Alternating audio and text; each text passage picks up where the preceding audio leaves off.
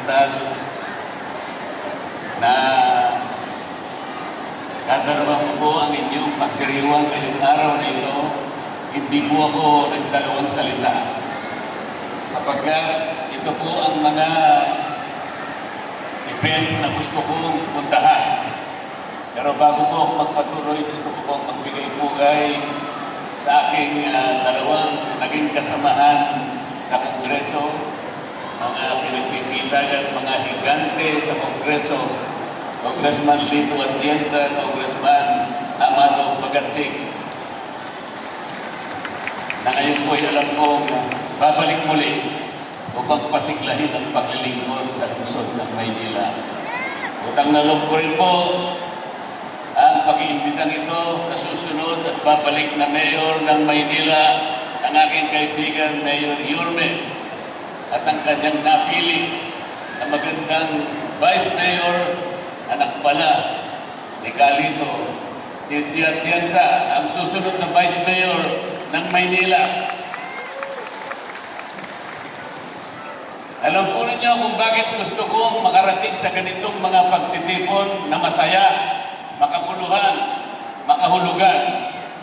Sapagkat itong mga huling pangyayari sa Kongreso, ako po'y palaging nalulungkot.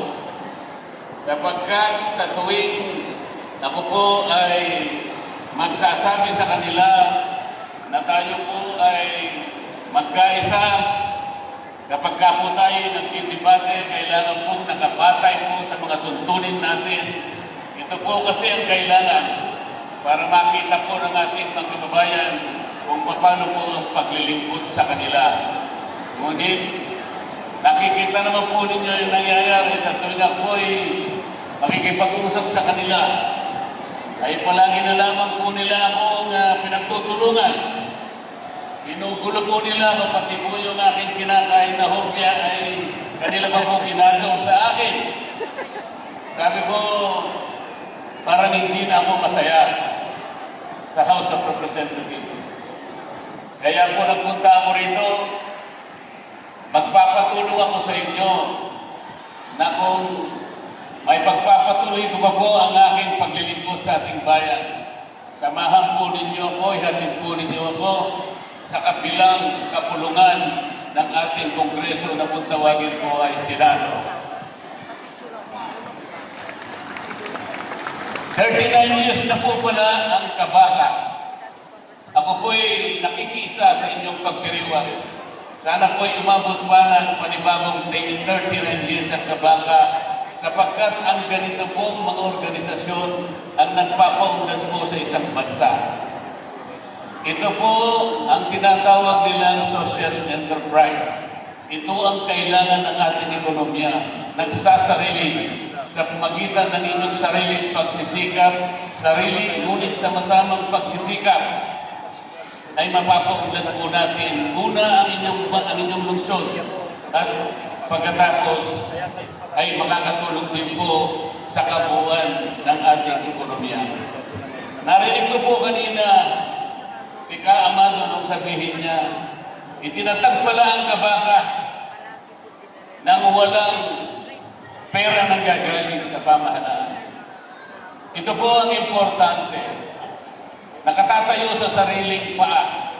Hindi umaasa sa gobyerno. Ang ibig sabihin, kayo pa po ang magiging tagapagtulong o katulong ng pamahalaan. Nalaman ko po sa araw na ito ng inyong pagdiriwang, ang dalawang iginagalang ng inyong lungsod ay nagsama sa pagkakaisa. Kahit kailan hindi ko inisip ang isang Amado Bagatsing at Lito Atienza ay magkakaisa. Yan po ay langis ang tubig. Alam po ninyo ang importansya na nangyari sa lungsod ng Maynila para ang dalawang lalaki ito ay magkaisa. Kayo po ang panalo sa pagkakaisa ng dalawang taong ito. Ito po ang kailangan ng ating bansa ngayon. Ang House of Representatives, nagpalabas po sila ng manifesto. Ang sabi po nila, tangkilikin natin ang pagkakaisa, ang katapatan at paglilingkod pagtatanggol sa ating bansa. Pero ang nangyayari, hindi po ganun. Nagkakaaway po na dahil naman sa politika. Kahit sana mamulitika po tayo, huwag po nating isasakripisyo ang kapalaran at ang kabuhayan ng ating bansa. Kahit na po ang Biblia ay may sinasabi tungkol dyan. Wala po akong nakitang bansa dito sa balat ng lupa na nagkaisa, na nagtagumpay, na na-develop ng walang pagkakaisa. Sa pagkakaisa po, nakasalig ang pagsulong at pag-unlad ng isang bansa. Ang sabi po sa banal na kasulatan, ang isang kaharian, ang isang bansa, o ang isang tahanan hindi mananatili, mawawasak yan kapag walang pagkakaisa. Ano pa po ang sinasabi tungkol sa kabutihan ng pagkakaisa? Ang sabi po, masdan ninyo ang pagkabuti at pagkaligaya ng magkakapatid na tumatahang sama-sama sa pagkakaisa. Napakapalad ng Maynila. Akalain mo itong dalawang tao ito'y nagkaisa alang-alang po sa pagsisilbi sa ating lungsod ng Maynila. Sana po ang ating mga national leaders, ganun din po ang gawin nila. Maging halimbawa ang inyong mga leaders sa Maynila.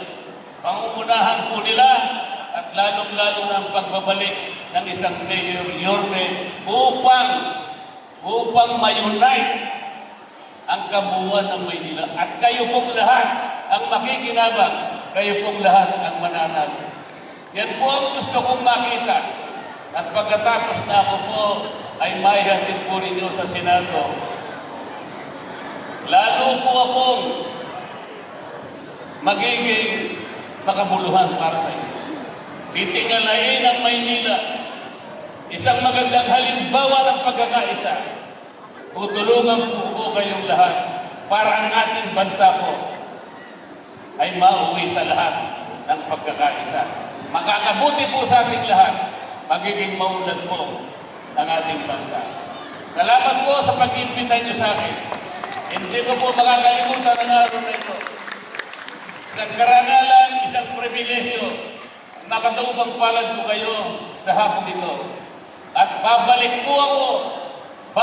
ko po ang Maynila sa isang pagkakataon na sana'y isang senador, ganap na senador ng ating bansa.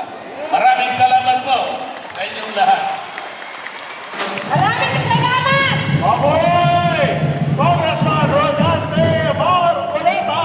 Maraming salamat po, Tito Dante.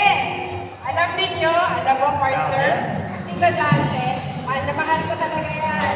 Kasi lagi niya akong inaalagaan at hindi niya ako pinapahirapan pag nandun kami Kasabay mo sa dito? plenary dati. Oo, tsaka dali niya kausap.